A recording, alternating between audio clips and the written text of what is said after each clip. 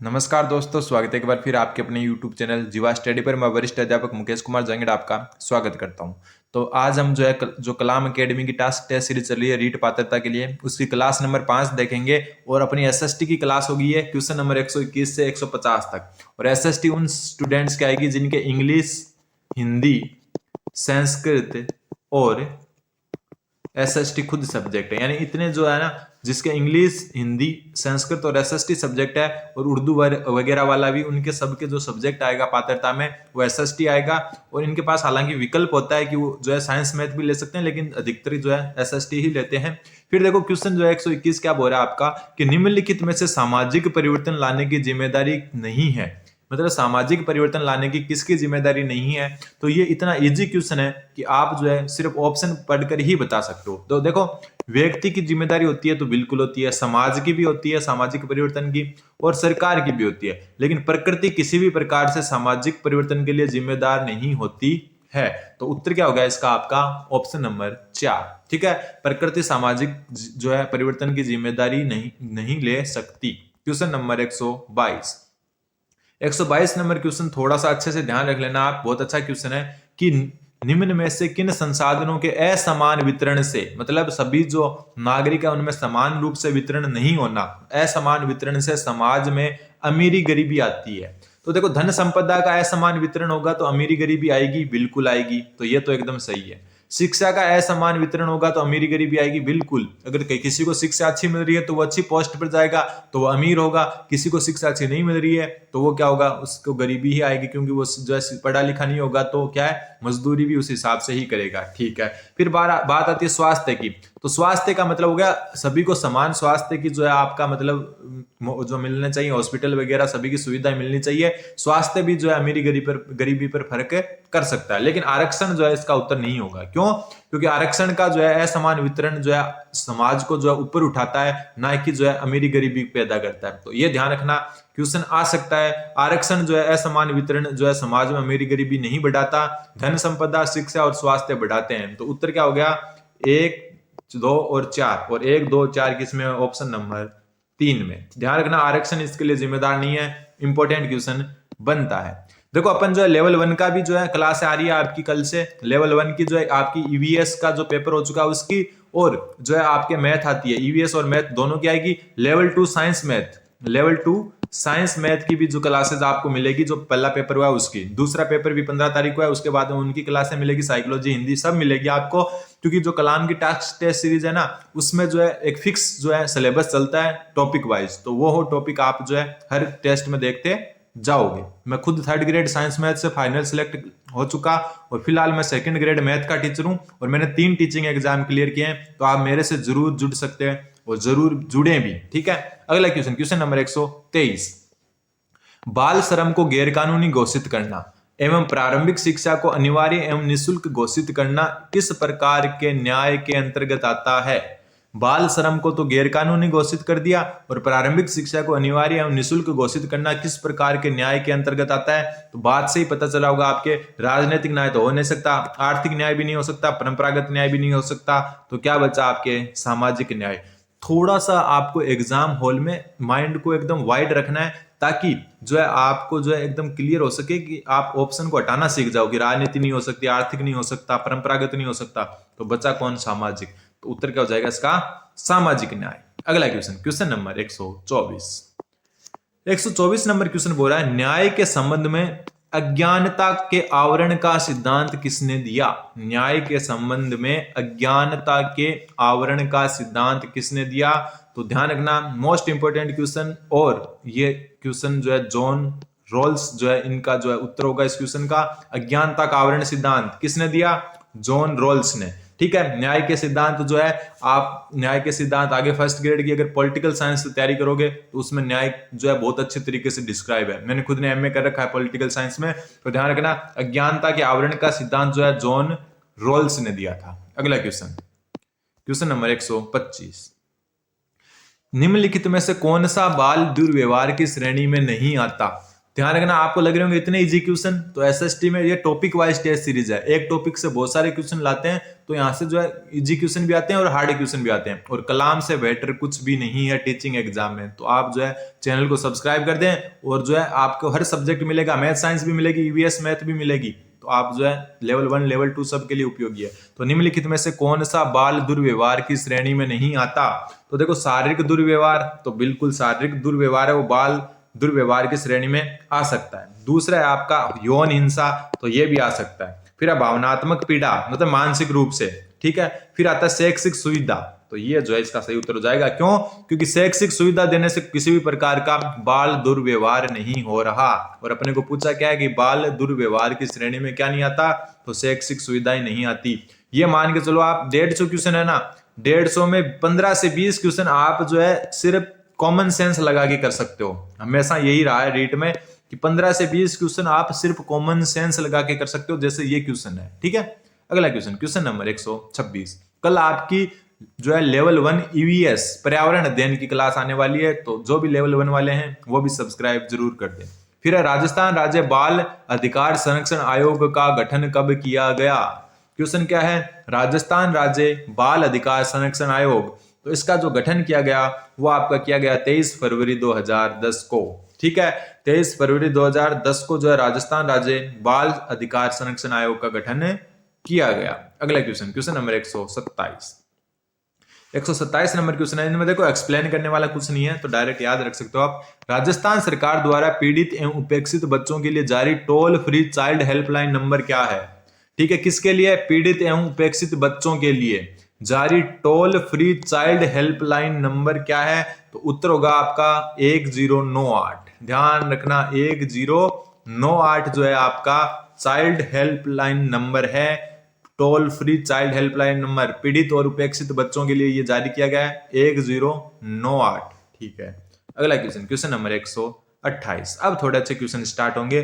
निम्न में से संसदीय जो शासन व्यवस्था है उसकी कौन सी विशेषता नहीं है? निम्न में से संसदीय जो है ना शासन व्यवस्था है, संसदीय शासन व्यवस्था उसकी विशेषता नहीं है। सबसे पहला राष्ट्रपति का संवैधानिक प्रमुख की भूमिका में होना, तो बिल्कुल सही है, ये तो विशेषता है। क्यों? क्योंकि जो संवैधानिक प्रमुख तो राष्ट्रपति होता है, ठीक है। इसको ये भी कह सकते हो कि जो है ना नाम मात्र प्रमुख होता है। ये क्या होता है? नाम मात्र प्रमुख, नाम मात्र प्रमुख। अपने संविधान ने जो है ना प्रधानमंत्री को जो है प्रमुख नहीं बताया है, संविधान ने तो बताया राष्ट्रपति को, लेकिन संविधान इस हिसाब से बनाया हुआ है कि राष्ट्रपति जो है सबसे जो है प्रमुख होते हुए भी सिर्फ नाम मात्र का प्रमुख है। वास्तविक प्रमुख जो है प्रधानमंत्री को माना गया है। वास्तविक जो प्रमुख किसको माना गया है? प्रधानमंत्री को, ठीक है। अपने को देखने में लगता है कि संविधान ने प्रधानमंत्री को ही जो है प्रमुख की भूमिका दी है, लेकिन संविधान ने जो है राष्ट्रपति को प्रमुख की भूमिका दी है। फिर है कार्यपालिका व व्यवस्थापिका में अलगाव होना, तो कार्यपालिका और व्यवस्थापिका है उसमें अलगाव मतलब एक प्रकार से जो अलग अलग विचार होना, जो है अलग अलग मतलब कार्यपालिका और व्यवस्थापिका में किसी भी प्रकार का सामंजस्य नहीं होना। क्या ये जो है संसदीय शासन प्रणाली में हो सकता है? तो बिल्कुल नहीं हो सकता। तो कुछ क्वेश्चन क्या पूछा है? संसदीय शासन व्यवस्था की विशेषता नहीं है, तो ऑप्शन नंबर 2। क्यों? क्योंकि अलगाव नहीं होना चाहिए। फिर वास्तविक शक्तियां मंत्रिमंडल में, तो अभी बात कर चुके हैं कि वास्तविक शक्ति किसके पास होती है? प्रधानमंत्री के। नाम मात्र किसके पास होती है? राष्ट्रपति के। संविधान इसको प्रमुख मानता है राष्ट्रपति को, लेकिन वास्तविक शक्तियां मंत्रिमंडल में होती है, और मंत्रिमंडल का प्रमुख कौन होता है? प्रधानमंत्री। कौन होता है? प्रधानमंत्री का मंत्रिमंडल का नेतृत्व करता होना, तो ये भी सही है। तो पहला, तीसरा और चौथा ये सारी की सारी संसदीय शासन व्यवस्था की विशेषता है, दूसरा नहीं है। तो ऑप्शन नंबर 2 इसका सही उत्तर हो जाएगा। जैसे मैं क्वेश्चन पढ़ू ना, आपको उत्तर देख लेना है और आपको जो ये देखना है कि आपके 30 में से कितने सही होते हैं, ठीक है। अगला क्वेश्चन, क्वेश्चन नंबर 129। अब थोड़े अच्छे क्वेश्चन आने लगे हैं। संविधान के अनुच्छेद 82 के अंतर्गत केंद्र सरकार परिसीमन अधिनियम 2002 के अनुसार परिसीमन आयोग का गठन कर सकती है। क्वेश्चन क्या है? संविधान के अनुच्छेद 82 के अंतर्गत केंद्र सरकार परिसीमन अधिनियम 2002 के अनुसार परिसीमन आयोग का गठन कर सकती है, तो बिल्कुल परिसीमन आयोग के गठन का प्रावधान अनुच्छेद 82 में है। और आज तक जो है भारत में 4 परिसीमन आयोग जो है गठित हो चुके। पहला जो 1952 में गठित हुआ था, जिसने अपनी जो है मतलब लागू किया 1953 में। उसके बाद 1972 में, और उसके 1962 में, और उसके बाद 1972 में, याद आराम से रह जाएंगे क्योंकि दो ही दो है लास्ट में, और फिर 2002 में, ध्यान रखना, ठीक है। आज तक 4 बार परिसीमन आयोग गठित हो चुके हैं, 1952, 1962, 1972 और 2002। और मजे की बात यह है कि बाकी सब ने तो है ना 1962, 72 और 2002 वाले ने उसी वर्ष लागू किया है, लेकिन 1952 वाले ने 1953 में जो है परिसीमन लागू किया था। तो ये ध्यान रखना आप, ठीक है। तो ये आपका जो अनुच्छेद 82 में तो सही है। फिर आता है आपका कि परिसीमन आयोग का गठन राष्ट्रपति द्वारा किया जाता है, तो ये भी बिल्कुल सही है, संसद नहीं करता, राष्ट्रपति जो है वो आपका परिसीमन आयोग का गठन करता है। अगला ऑप्शन, परिसीमन आयोग राज्यों में विधानसभा एवं लोकसभा निर्वाचन क्षेत्रों की सीमाओं का निर्धारण करते हैं। बिल्कुल सही बात है। जो परिसीमन आयोग होता है ना, परिसीमन आयोग का कार्य क्या होता है, जो विधानसभा राज्यों की या लोकसभा है उसके निर्वाचन क्षेत्र की सीमा में उनकी संख्या में जो है बदलाव करना, ठीक है। और 1952, 62, 72 और 2002 4 परिसीमन आयोग आज तक गठित हो चुके हैं। नया परिसीमन भी जल्द आने वाला है जिसमें सीटों की संख्या जो है लोकसभा में भी बढ़ेगी और राज्यों की विधानसभा में भी बढ़ेगी। अब 2026 के बाद कभी भी वो नया जो है परिसीमन आ सकता है।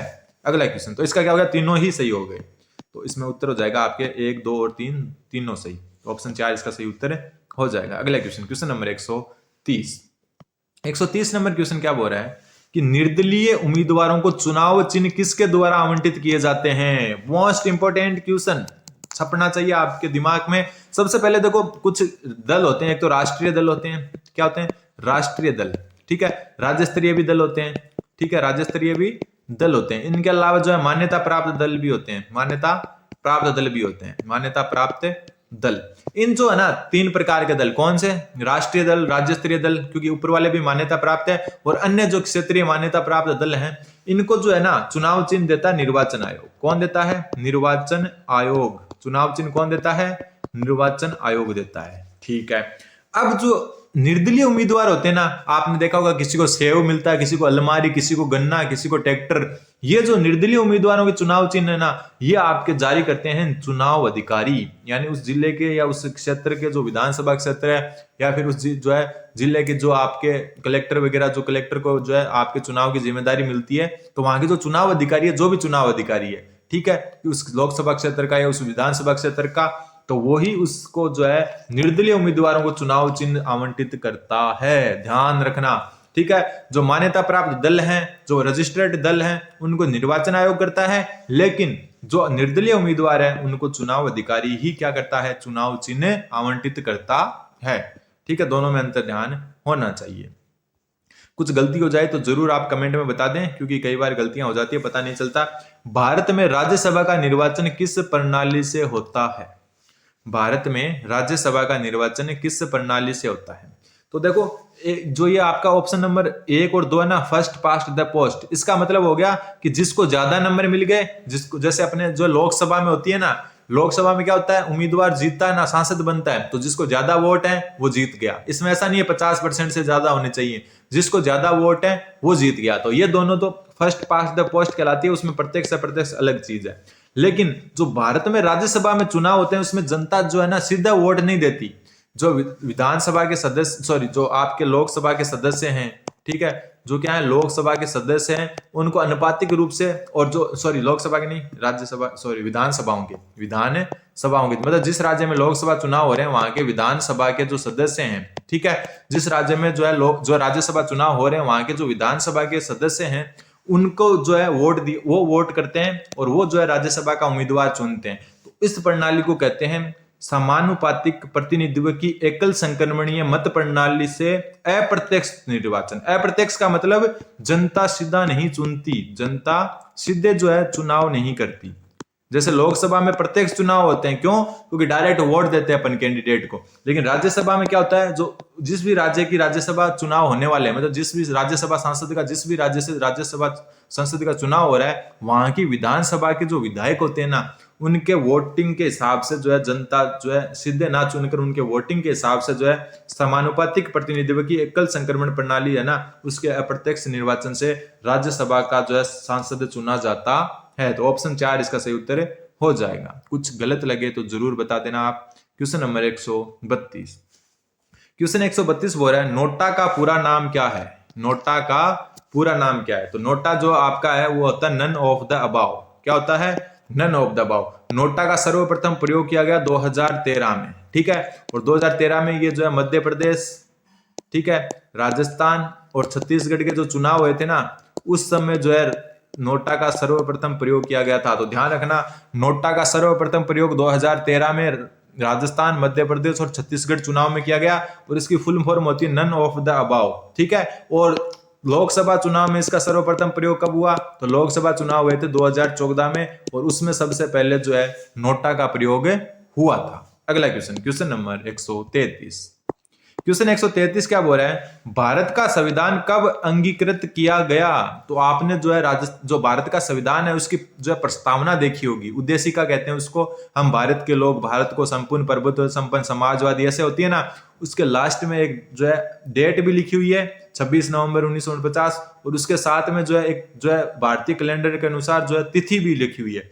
उस तिथि को याद रखना जरूरी है, डेट तो याद रह जाती है आपके। वो तिथि है मिति मार्गशीर्ष शुक्ल सप्तमी संवत 2006 विक्रमी। ऑप्शन नंबर 1 इंपोर्टेंट बनता है। सबसे पहले महीना ध्यान रखना है, मार्गशीर्ष है, ठीक है। शुक्ल है, मतलब शुक्ल पक्ष है, कृष्ण पक्ष नहीं है। इतना ध्यान रखो, अपन कोई भी शुभ कार्य शुक्ल पक्ष को करते हैं तो शुक्ल पक्ष है, ठीक है। और सप्तमी है, ध्यान रखना। और संवत है 2006 विक्रमी। तो मिति जो है मार्गशीर्ष शुक्ल सप्तमी संवत 2006 विक्रमी को भारतीय संविधान को अंगीकृत किया गया। अगला क्वेश्चन। अब अगला क्वेश्चन आपके क्वेश्चन नंबर 134 कि संविधान सभा के संबंध में सत्य कथन का चयन करें। सबसे पहला, संविधान सभा में धार्मिक आधार पर प्रतिनिधित्व प्रदान नहीं किया गया। तो ये तो गलत है। क्यों? क्योंकि धार्मिक आधार पर प्रतिनिधित्व दिया गया था। आपको पता है सांप्रदायिक जो आधार है उसके आधार पर जो है संविधान सभा में प्रतिनिधित्व दिया गया था। तो पहला तो हो गया गलत। फिर आता है प्रांतों से सदस्यों का चुनाव सार्वभौमिक वयस्क मताधिकार के आधार पर किया गया था। तो यह भी गलत है। सार्वभौमिक वयस्क मताधिकार क्या होता है? जैसे हम वर्तमान में डायरेक्ट जो लोकसभा और जो विधानसभा के चुनाव होते हैं जिसमें डायरेक्ट वोट देते हैं, क्या वैसे जनता ने चुना था? तो बिल्कुल नहीं। जो है वहां से जो प्रांतों की विधानसभाएं थी ना, प्रांतों की विधानसभाएं, ठीक है, विधानसभाएं, उन्होंने जो है अनुपातिक एकल संक्रमण जो प्रणाली है जो वर्तमान में राज्यसभा सांसद के चुनाव में होती है, उसके आधार पर जो है चुनाव किया था। फिर देशी रियासतों के प्रतिनिधियों का मनोनयन परामर्श के आधार पर किया गया था। तो ये बिल्कुल सही है। देशी रियासतों के प्रतिनिधियों का मनोनयन परामर्श के आधार पर किया गया था। फिर संविधान सभा के चुनाव जुलाई अगस्त 1946 में हुए। तो देखो संविधान सभा के जो चुनाव है ना, संविधान सभा के, वो सिर्फ और सिर्फ जुलाई में हुए थे, ठीक है। जुलाई 1946 में हुए थे, अगस्त में नहीं हुए थे। तो ये आपका जो है गलत है, ठीक है। अब ध्यान रखना, संविधान सभा के चुनाव तो जो है आपके 1946 जुलाई में हुए थे। संविधान सभा की पहली बैठक हुई थी आपकी 9 दिसंबर 1946 को। यह भी ध्यान रखना है, 9 दिसंबर 1946 को संविधान सभा की प्रथम बैठक हुई थी। तो सत्य कथन हो जाएगा ऑप्शन नंबर 3, ठीक है। जुलाई अगस्त में ना हुआ था, सिर्फ जुलाई में हुए थे चुनाव। तो चौथा इसलिए गलत हो गया। अगला क्वेश्चन, छोटे छोटे शब्दों को ध्यान रखना ही पड़ेगा आपको। क्वेश्चन नंबर 135, निम्नलिखित में से किसने भारतीय संविधान को चलायमान राष्ट्र कहा? इंपोर्टेंट बनता है, भारतीय संविधान को चलायमान राष्ट्र किसने कहा? तो भारतीय संविधान को चलायमान राष्ट्र कहा जवाहरलाल नेहरू। भारत के प्रथम प्रधानमंत्री जवाहरलाल नेहरू ने भारतीय संविधान को चलायमान राष्ट्र कहा। कई बार क्वेश्चन उल्टा भी आ सकता है कि जवाहरलाल नेहरू ने भारतीय संविधान को क्या कहा? तो क्या कहा? चलायमान राष्ट्र। अगला question, question number 136 number question बोल रहा है, इस तरफ अनुसूची दी हुई है, इस तरफ प्रावधान, ठीक है। सबसे पहले देखो भारतीय संविधान में जो है स्टार्टिंग में 8 अनुसूचियां थी, ठीक है। कितनी थी? 8 अनुसूचियां। उसके बाद में जो है पहले संविधान संशोधन के तहत 9वीं जोड़ी गई, ठीक है। उसके बाद जो है आपकी वर्तमान में जो है कितनी जो है आपकी 12 जो है अनुसूचियां हैं। कितनी अनुसूचियां हैं? वर्तमान में आपकी 12 अनुसूचियां हैं, ठीक है। 12 अनुसूची में जो है आपके पहली जो अनुसूची है ना, पहली, उसमें जो है आपके राज्य और केंद्र शासित प्रदेश है उनका क्षेत्र है। तो शॉर्ट में लिखें राज्य का क्षेत्र। दूसरी अनुसूची में आपके भत्ते हैं, वेतन और भत्ते, ठीक है, विशेषाधिकार भी है। तीसरी जो है ना, इसमें आपके जो है शपथ का प्रावधान किसमें है? बहुत सारे पदाधिकारियों और जो है पदों की शपथ किसमें? तीसरी में। चौथी में आपका राज्यसभा का प्रतिनिधित्व है, शॉर्ट में लिख रहा हूं राज्यसभा का प्रतिनिधित्व है। पांचवी जो है इसमें आपके जो है जो अनुसूचित जनजाति और अनुसूचित जो क्षेत्र है एसटी, उनके प्रशासन, मतलब अनुसूचित जो जाति या अनुसूचित जनजाति है उसका प्रशासन।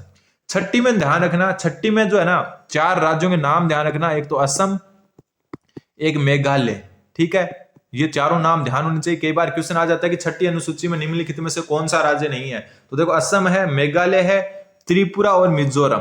कौन सा? त्रिपुरा और मिजोरम, त्रिपुरा और मिजोरम। इनमें जो आपके एसटी जाति निवास करती है ना, जनजातियों के लिए प्रावधान है या प्रशासन कह सकते हो, ठीक है।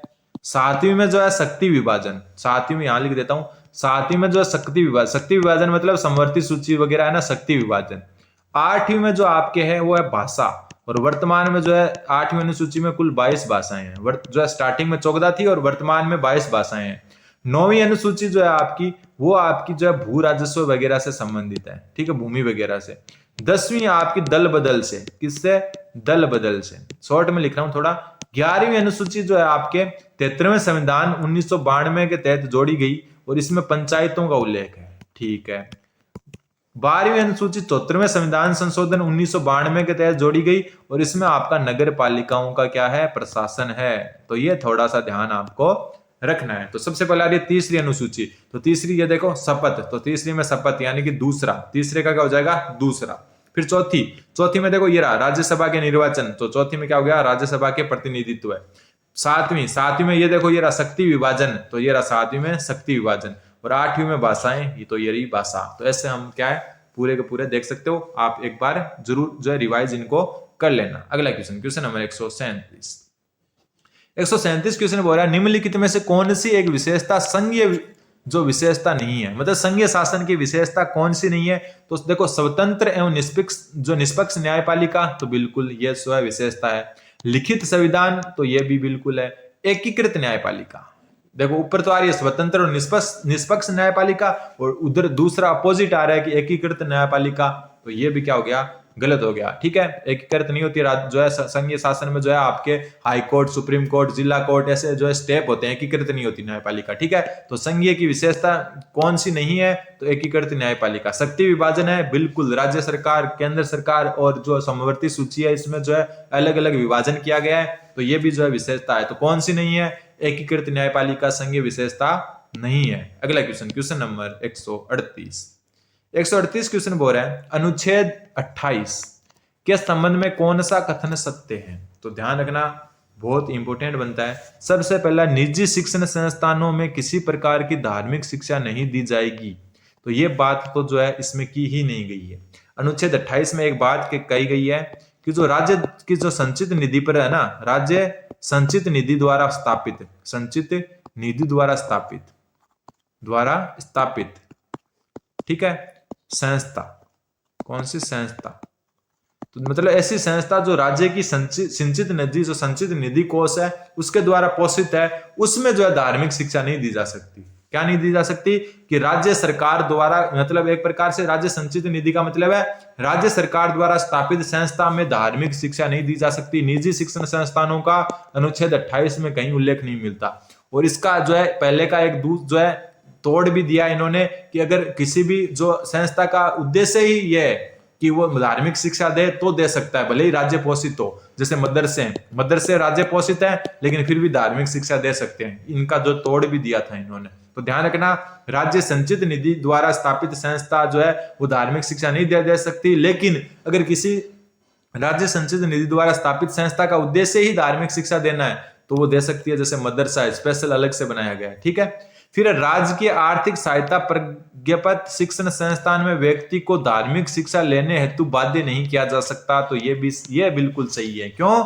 क्योंकि आप जो है जो भी राजकीय आर्थिक सहायता, मतलब राज्य की संचित निधि द्वारा स्थापित कोई शिक्षण संस्था है ना, वहां पर व्यक्ति को किसी धर्म की शिक्षा लेने हेतु बाध्य नहीं कर सकते। एक बात आपने सुनी होगी, क्वेश्चन आ सकता है कि आप जो है किसी छात्र को प्रार्थना करने के लिए बाध्य नहीं कर सकते, जो मतलब आपके विद्यालय में प्रार्थना होती है ना, उसके लिए बाध्य नहीं कर सकते। कौन सी जो है मतलब अनुच्छेद के अनुसार? तो अनुच्छेद 128 अनुच्छेद 28 क्या कहता है कि आप जो है किसी भी राजकीय जो आपका संस्था है, शिक्षण संस्था है, उसमें धार्मिक शिक्षा लेने के लिए बाध्य नहीं कर सकते, मतलब प्रार्थना वगैरह करने के लिए किसी को बाध्य नहीं कर सकते, अनुच्छेद 28 ये बोलता है। तो पहला गलत है, क्योंकि निजी शिक्षण संस्थानों के बारे में ऐसा कुछ नहीं है, ये सिर्फ जो है राज्य संस्थानों के लिए है। तो ऑप्शन जो है केवल 2 ही इसका सही उत्तर होगा। अगला क्वेश्चन, क्वेश्चन नंबर 139। 139 क्वेश्चन क्या बोल रहा है, मूल अधिकारों में जिन्हें दंडनीय अपराध माना गया है उन पर विधि बनाने की शक्ति संसद को किस अनुच्छेद में दी गई है। कुल मिला के जो है मूल अधिकारों पर जो है कानून सिर्फ संसद बना सकता है। क्या बना सकता है? कानून सिर्फ कौन बना सकता है? संसद। और ये जो है आपको किस अनुच्छेद में मिलता है? तो अनुच्छेद 35 में। अनुच्छेद 35 जो है संसद को यह शक्ति देता है कि वो मूल अधिकारों के उल्लंघन और मूल अधिकारों पर कानून बना सकता है। तो ध्यान रखना, संसद को शक्ति मूल अधिकारों पर कहां प्राप्त है? तो अनुच्छेद 35 में। अगला क्वेश्चन, क्वेश्चन नंबर 140। 140 क्वेश्चन क्या बोल रहा है, निम्नलिखित में से कौन सा मौलिक अधिकार विदेशियों को भी प्राप्त है? देखो, मौलिक अधिकार 2 प्रकार से प्राप्त होते हैं, ठीक है। सबसे पहला नागरिकों को। नागरिकों से मतलब है कि वो मौलिक अधिकार जो सिर्फ भारत के नागरिकों को प्राप्त है। और दूसरे हैं व्यक्ति को। व्यक्ति में जो है नागरिक भी आ जाते हैं और विदेशी व्यक्ति भी आ जाते हैं, ठीक है। कुछ मौलिक अधिकार सिर्फ नागरिकों को प्राप्त है और कुछ जो है व्यक्ति को, मतलब नागरिकों के अलावा जो है विदेशियों को भी प्राप्त है। विदेशियों को कौन कौन से जो है मौलिक अधिकार प्राप्त है, तो मैं आपको बता देता हूं। तो विदेशियों को जो मौलिक अधिकार प्राप्त है वो है, एक तो अनुच्छेद लिख देता हूं, अनुच्छेद 14, अनुच्छेद 15, सॉरी अनुच्छेद 20, ठीक है, अनुच्छेद जो है 21, 22 और ऐसे करते करते 23, 24, 25, 26, 27, ये अनुच्छेद है ना, इतने, ये जो है व्यक्ति को प्राप्त है। व्यक्ति का मतलब जो है आप जो है मतलब विदेशी नागरिकों को भी ये मिलेगा, और सिर्फ नागरिकों को मिलते हैं ना, बाकी अनुच्छेद जो होते हैं ना वो नागरिकों को मिलते हैं, मतलब सिर्फ भारत के नागरिकों पर लागू होते हैं। लेकिन जो ये अनुच्छेद आपके सामने ना 14, 20, 21, 22, 23, 24, 25, 26, 27, ये जो है व्यक्ति को प्राप्त है, मतलब नागरिकों के अलावा विदेशियों को भी प्राप्त है। और अनुच्छेद जो है ना 14 में क्या लिखा है कि विधि के समक्ष समानता, मतलब कानून के समक्ष सभी समान है, तो ये विदेशियों को प्राप्त है। तो ऑप्शन नंबर 1 देखो, विधि के समक्ष समानता, तो ये आपके जो है किसको है, ये अनुच्छेद 14 है, और ये आपका जो है विधि के समक्ष समानता, और ये विदेशियों को प्राप्त है। तो ऑप्शन नंबर 1 इसका सही उत्तर हो जाएगा। भाषा, लिपि और संस्कृति का संरक्षण ये सिर्फ नागरिकों को है। वृत्ति, उपजीविका, व्यापार, कारोबार की स्वतंत्रता भी सिर्फ नागरिकों को प्राप्त है। और लोक नियोजन में अवसर की समानता भी जो है आपको किसको है? लोक नियोजन मतलब सरकारी सेवाओं में जो है आपको अवसर की समता है, सिर्फ भारतीय नागरिकों को प्राप्त है, ठीक है। कारोबार और व्यापार की स्वतंत्रता सिर्फ भारतीय जो नागरिकों को प्राप्त है। और भाषा, लिपि, संस्कृति का संरक्षण भी सिर्फ भारतीय नागरिकों को प्राप्त है। लेकिन विधि के समक्ष समानता जो है विदेशियों को भी प्राप्त है, और ये अनुच्छेद 14 में लिखी गई है। अगला क्वेश्चन, क्वेश्चन नंबर 141। 141 क्वेश्चन बोल रहा है कि किन अधिकारों को आपातकाल में भी निलंबित नहीं किया जा सकता। तो देखो, 2 अनुच्छेद हैं, एक तो अनुच्छेद आपका 20 और एक अनुच्छेद 21। इन दोनों को आपातकाल में भी जो है निलंबित नहीं किया जा सकता। इन 2 अनुच्छेद के अलावा जो है बाकी सारे मौलिक अधिकार आपातकाल में निलंबित हो जाते हैं। और अनुच्छेद 20 क्या कहता है? अनुच्छेद 20 आपका कहता है जो है अपराधों के संबंध में जो है संरक्षण, अपराधों के लिए दोष सिद्धि से संरक्षण। ये क्या कहना चाहता है? मतलब अगर कोई व्यक्ति है ना तब तक अपराधी नहीं माना जाएगा जब तक उसने किसी कानून का उल्लंघन नहीं किया हो। और दूसरी बात ये कहता है कि एक व्यक्ति पर एक जो अपराध है उसके लिए एक ही मुकदमा चलाया जा सकता है, ठीक है। 21वां अनुच्छेद क्या कहता है? प्राण एवं दैहिक स्वतंत्रता, मतलब जीने का अधिकार एक प्रकार से, ठीक है।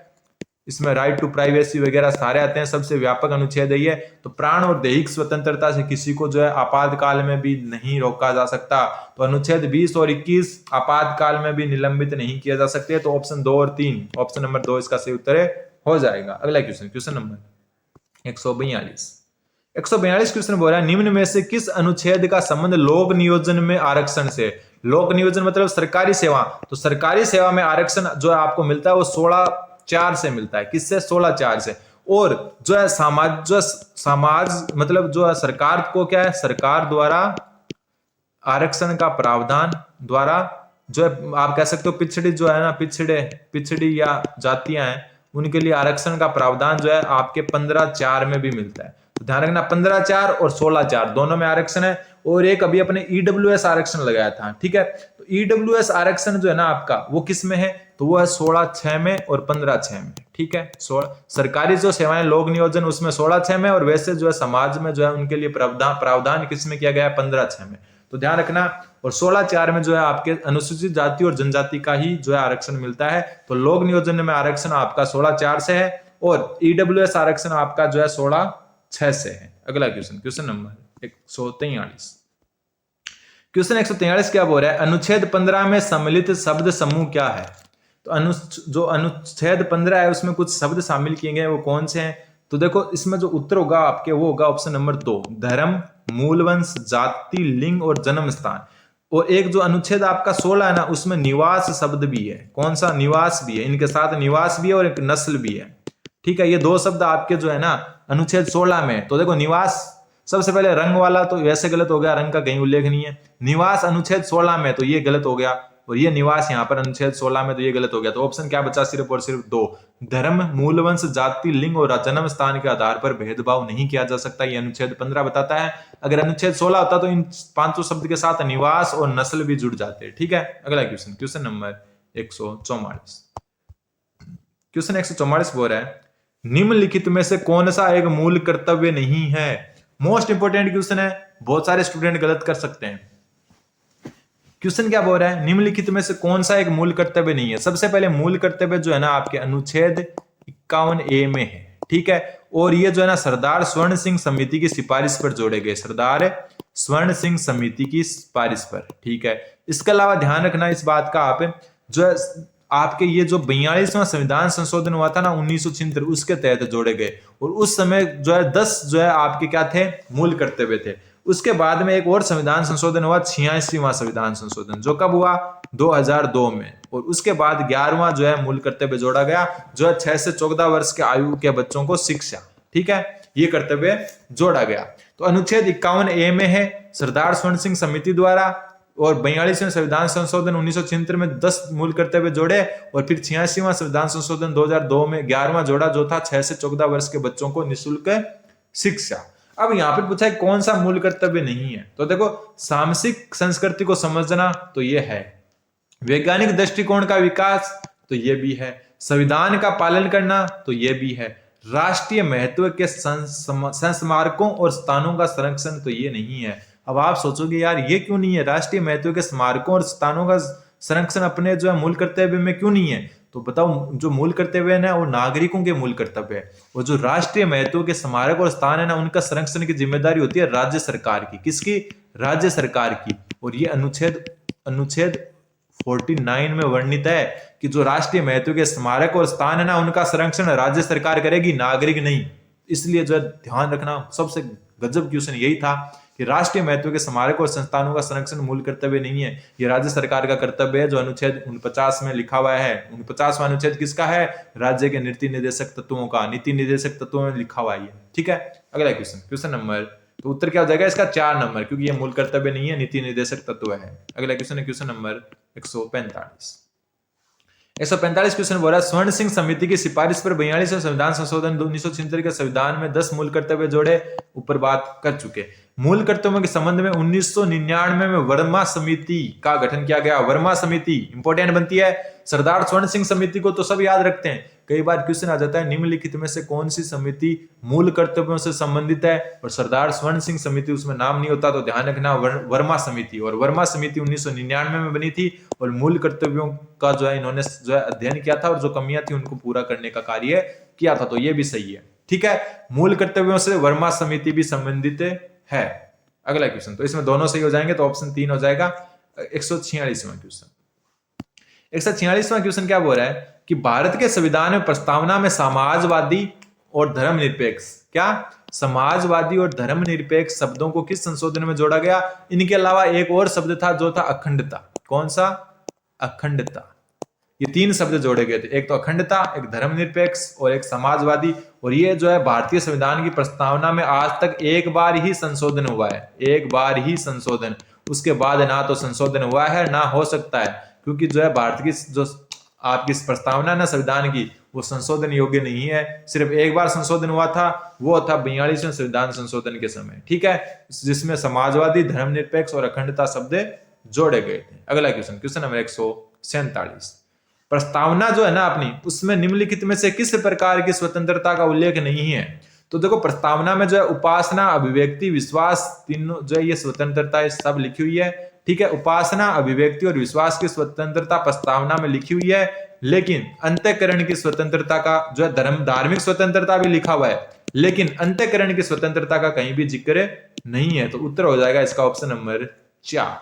अगला क्वेश्चन, क्वेश्चन नंबर 148। 148 क्वेश्चन देखो, एक जो है आपका कथन है वो किसका है कि हमें इस बात का गर्व है कि हमारा संविधान विश्व का सबसे बड़ा और सबसे विशाल संविधान है। क्वेश्चन क्या बोल रहा है कि हमें इस बात का गर्व है कि हमारा संविधान विश्व का सबसे विशाल संविधान है। ये कथन किसके हैं? तो ये कथन देखो आपके हैं हरि विष्णु कामत, नाम अलग होगा, जो आपके ऊपर वाले दो नाम सुने सुनाए हैं, लेकिन बात ये किसने कही थी? हरि विष्णु कामत ने कही थी। अगला क्वेश्चन, क्वेश्चन नंबर 149, भारतीय संविधान में कनाडा के संविधान से कौन से प्रावधान लिए गए? भारतीय संविधान में कनाडा के जो संविधान है उनसे कौन कौन से प्रावधान लिए गए? तो ध्यान रखना, कनाडा के संविधान से कौन से जो है प्रावधान लिए गए? सबसे पहले सशक्त केंद्र के साथ संघीय व्यवस्था। तो ध्यान रखना, संघीय व्यवस्था कहां से ली गई? कनाडा से। दूसरा है केंद्र द्वारा राज्यपालों की नियुक्ति। तो राज्यपालों की नियुक्ति भी कहां से ली गई? कनाडा से। ऊपर नीति निर्देशक तत्व पढ़कर आए, वो पढ़ेंगे, वो है आयरलैंड के संविधान से। ऊपर मूल कर्तव्य पढ़े, वो थे यूएसए के संविधान से, और जो यूएसए नहीं सॉरी रूस के संविधान से। अवशिष्ट शक्तियों का केंद्र में निहित होना, अवशिष्ट शक्तियां ना जो बची कुची वो केंद्र में निहित होगी, ये भी कहां से लिया है? कनाडा से। तो 1, 2 और 3 यानी कि ऑप्शन नंबर 4 इसका सही उत्तर हो जाएगा। अगला क्वेश्चन, आज का लास्ट क्वेश्चन, और उसके बाद में देखो ये लास्ट क्वेश्चन है एसएसटी का। कल हम जो है ईवीएस और जो मैथ है ना लेवल 1 की वो करेंगे। अगला क्वेश्चन है, भारतीय स्वतंत्रता अधिनियम 1947 पारित होने के बाद संविधान सभा में देशी रियासतों हेतु सीटों की संख्या परिवर्तित होकर कितनी रह गई? तो देखो शुरुआत में जो टोटल सीटें थी ना वो जो है 389 थी, और जो भारतीय स्वतंत्रता अधिनियम 1947 पारित होने के बाद में 299 सीट बच गई भारत पे, और उसमें से जो है ना आपकी 219 सीटें जो है ना 229 सीटें तो आपकी क्या थी? जो है प्रांतों से थी, ठीक है, और बची हुई 70 सीटें कहां से थी? देशी रियासतों से। तो उत्तर क्या हो जाएगा? देशी रियासतों से 70 सीटें थी। तो ये आपकी क्लास आज पूरी होती है। चैनल को सब्सक्राइब करें। अब आपकी आ रही है ईवीएस और जो आपकी मैथ जो लेवल 1 में आती है ना उसकी क्लासें, ठीक है, और इसके अलावा जो है लेवल 2 साइंस मैथ की भी क्लासें जल्दी आने वाली है। चैनल को सब्सक्राइब कर दें और जल्द ज्यादा से ज्यादा सपोर्ट करें। धन्यवाद। बन रहे हैं जीवा स्टडी के साथ।